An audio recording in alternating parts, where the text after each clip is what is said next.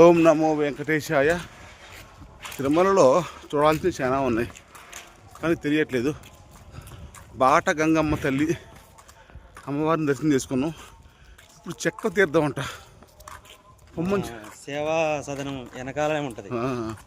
చెప్పమని చాలా మంది ఫోన్ చేశారు పొమ్మని వెళ్తున్నా ఎట్లుంటుందో చూడాలా. అందుకే పెట్టి రాత్రి ఇప్పుడు జనాలు లేదు మరి.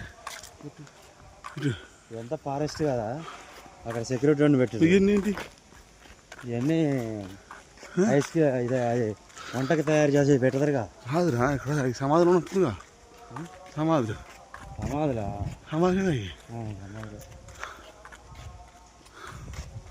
పబ్లిక్ లేదు. ఇటు పబ్లిక్ లేరుగా. చెక్క తీర్థం అంటే నాగమ్మ తల్లి చక్ర తీర్థం. ప్రతి పౌర్ణమికి నాగం పావులు వచ్చి ఇక్కడ ఇది చేస్తాయంట. మనకు తెలియదు, చూద్దాం. ఓం నమో వెంకటేశాయ. తిరుమలలో ఫస్ట్ టైం నేను ఇవి చూడటం. బాట గంగమ్మ తల్లి గుడి, చెక్క తీర్థం చాలా బాగున్నాయి ఫ్రెండ్స్. చాలా పవర్ఫుల్ టెంపుల్స్ ఇవి కూడా తిరుమల పైన. నాకు తెలియదు, జనం చెప్తుంటారు. ఇక్కడ ప్రతి పౌర్ణమికి నాగదేవత వస్తుందట. ఇక్కడికి పావులు ఉంటాయంట. కొద్ది అడిగి చూద్దాం. చెప్పు. సారీ, నాగతీర్థం ఇది, చెక్క తీర్థం కాదు. తిరుమలలో సేవా సదన్ వెనకాల నాగతీర్థం అని ఒకటి ఉంది. అది చాలా మంది చెప్తే మేము వెళ్ళాము. బాలగంగమ్మ పక్కనే ఉంటుంది.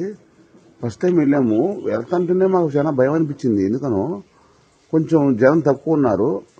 మాకు ఒక అతను చెప్పాడు, ఇక్కడికి వెళ్ళి ఒక శివలింగం ఉంటుంది, అభిషేకం చేయండి, చాలా మీ పాపాలన్నీ పోతాయి, చాలా మంచిదని చెప్పాడు. వెళ్ళాము. వెళ్తుంటేనే కొంచెం భయంగానే ఉంది. ఎందుకంటే అదొక ఫీలింగ్ ఉంది అక్కడికి పోతే. అదేంటో తెలియదు. లోన పోగానే నిజంగా భయంకరంగా ఉంది. అక్కడ శివలింగం ఉంది. ఇద్దరం కూడా మా బామ్మర్దిని అభిషేకం చేశాము. అయితే ఇక్కడ ప్రతి పౌర్ణమికి నాగదేవతలు వచ్చి నాట్యం చేస్తారంట, పూజలు చేస్తారంట. ఇప్పుడు చూడండి ఎలా ఉన్నాయో. నేను ఫోటోలు తీశాను కొన్ని. ఇక్కడ తీయకూడదు లెక్క, కానీ తీశాను లైట్గా దూరం నుంచి. మీకోసం తీశాను, కష్టపడ్డాను. స్వయంభుగా వెలిసిన నాగతీర్థాలంట. స్వయంభుగా ఇక్కడికి వచ్చి శివలింగం పూజ చేస్తే, అభిషేకం చేస్తే నాగదోషాలన్నీ తొలగిపోతాయంట. సంతానం, పిల్లలు అన్నీ అందుతాయంట. వామ్మో, నిజంగా స్వయంభుగా వేసినాయి అవన్నీ. అక్కడ శ్రీ వెంకటేశ్వర స్వామి కూడా చాలా అందంగా ఉన్నాడు.